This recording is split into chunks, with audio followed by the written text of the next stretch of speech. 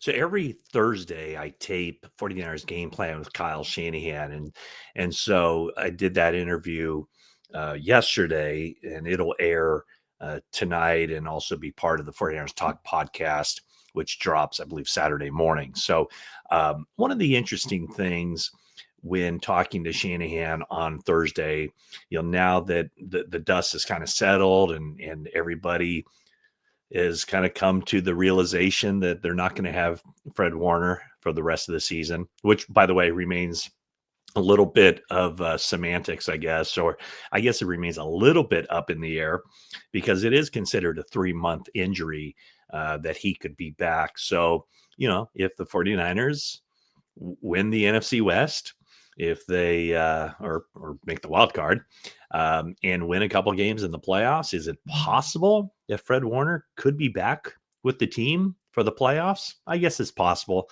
Obviously not super likely, and I doubt that the 49ers would want to rush him back, although he certainly would want to be back if he's capable of doing it. But I guess it would also tell you that the young guys who have stepped in, most notably Tatum Bethune and D Winters, played some really freaking good football to get the 49ers to that point. But when I was talking a bit to Shanahan about the loss of Warner and just how you move on, he revealed some really interesting things. He said, after an East Coast road game, he'll watch the film. It's not film, the digital. He watched the video, let's put it that way, of the game on the flight home, and he said that his mind just wasn't in the right spot when he watched the video. Um, he said that everything he saw, everything he watched in the back of his mind or even in the front of his mind was in relation to Fred Warner's not going to be here. Fred Warner's not out there. Even before the injury, it's Fred's going to get injured. We're not going to have him. So everything he watched, especially the defensive side of the ball, was kind of through the prism of number 54 and that cloud that kind of loomed over the field and loomed over the 49ers on their flight home.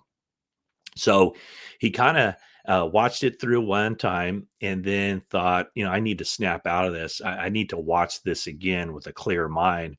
And the thing that he said that it showed him when he watched it again was that, what, things aren't so dire. Fred Warner is the one guy that I think the 49ers have always been able to count on.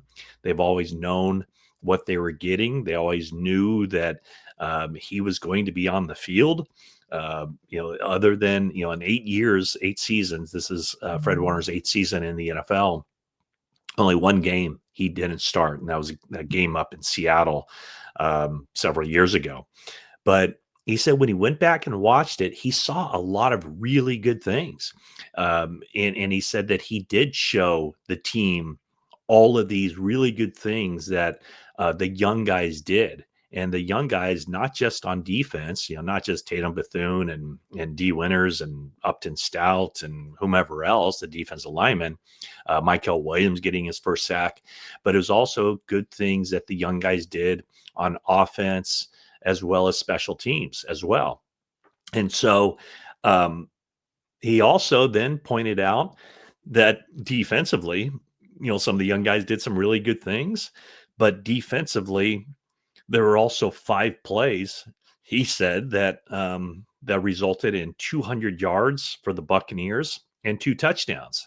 And so he tried to show these things kind of side by side of like, look at the really good things that were done here with these young guys. But then these other plays where it wasn't someone getting beat, it wasn't someone simply not having the talent to compete at that level. It was often mental breakdowns, stuff where the player didn't follow through on the assignment or didn't carry out the coaching points. And so he made a point that, hey, we have the talent, just got to lock in and eliminate these bad plays, and they're all very correctable. Then he did something else. He showed back week 1 of the 2018 season. He showed a young linebacker who wore number 48. His name's Fred Warner. Remember, Fred Warner wore number 48 as a rookie with the 49ers. And by the way, I wrote about this at NBCSportsBayArea.com, and you can see my full interview with Kyle Shanahan here later today or Saturday morning. But the thing that he said was, in watching Fred Warner, going back and watching Fred Warner's first game, that week 1 game against the Vikings, he was struck that it didn't look like Fred Warner. He first off noted that the uniform number was different. It wasn't 54. The dreadlocks weren't there, flowing through the back of his helmet. And just the confidence with which he played, the assignment sound football. Now, Fred did have a good game on the stat sheet. I looked it up. He still had 12 tackles that game and a forced fumble and a pass defense. But assignment-wise, he wasn't all that sound. And he didn't get guys lined up properly. He didn't do the things that the 49ers and everybody in that locker room associates with Fred Warner. And so the point was that Kyle Shanahan was trying to make to his team. And he said this, he goes, if I didn't know better, I would take you guys, meaning Bethune and D Winters and some of those other guys. So if I didn't know better, I would take you guys in that game against Tampa Bay over that number 48 back in the 2018 season. Now, Shanahan said I'd be wrong, of course, because Fred Warner is a first ballot Hall of Famer, and putting numbers up there that rival Patrick Willis. But the point was to create confidence and to inspire these guys. And Shanahan said that he was inspired, that he kind of had a woe is me attitude watching the film of that 49ers game against the Tampa Bay Buccaneers. But after re-watching it with kind of a clear mind, he said he felt inspired and believes that the 49ers have enough talent to play some really good football from this point forward. And they're going to have to play some good football from this point forward in order to make a run for the NFC West, to make a run for a wild card. And I really do think that it starts Sunday night against the Atlanta Falcons. This is a team that is coming off in a very impressive game against the Buffalo Bills, a team that 49ers or any team that doesn't win the NFC West will be in competition for a wild card spot. The Falcons are an interesting team because not only do they have the number 2 ranked offense in the NFL, led by Bijan Robinson, who obviously will stress the 49ers defense considerably on Sunday night, but the Falcons also have the number 1 ranked defense. And this is a defense under Jeff Ulbrich and Raheem Morris that blitzes a lot.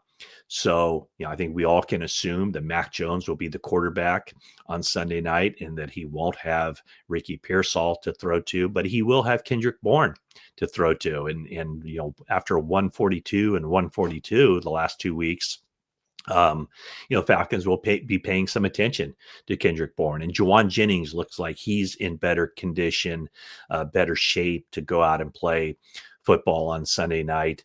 The ankle injury isn't quite as bad. The shoulder injury isn't quite as bad. The pain in the ribs, the 5 cracked ribs, maybe that's been dulled a little bit. And just watching him during the pre-practice portion of the work on Wednesday and Thursday, it looks like he's running better, moving better. So, 49ers will definitely have a difficult task, but with the number of blitzing that they're likely to see, 49ers receivers really have to be on point as far as one of the things that Kendrick Bourne told me in my sit down with him this week was just, the play that he had against Tampa Bay, the very first pass play of the game, I think it was, where he just didn't get his eyes around quickly enough, didn't make the adjustment based on what Tampa Bay was doing. And that led to an interception, Mac Jones interception, on a pass intended for Kendrick Bourne, where they just simply weren't on the same page. So they have to be buttoned up in this game, especially when it comes to those hot reads, when it comes offensively to counteract what the Falcons are going to do defensively. They have to be on point with this. And the same goes quite clearly with the 49ers defense, with Bijan Robinson, with Michael Penix Jr., with Drake London. 49ers face a really difficult task. So in a lot of ways, it's kind of like, there's clearly no time to be feeling sorry for themselves. They face a very difficult task against the Falcons. And in a lot of ways, maybe it's a good thing to just jump right into it and just see what you're made of right away. So Kyle Shanahan feels a lot better about this team today than he did Sunday when he jumped on that plane and came home. And now we'll see if the 49ers can respond. By the way, one note on Kendrick Bourne, which is wild to think of.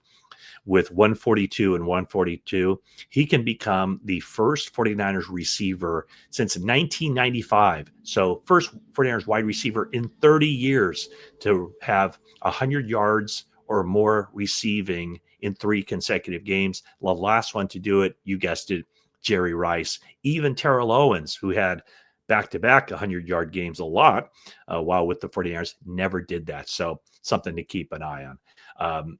Thanks so much. The 49ers, thanks so much for watching this video. 49ers will have their injury report released a little bit later in the day. I'm not sure that I'll be able to post something this evening. I have a previous commitment for a charity event.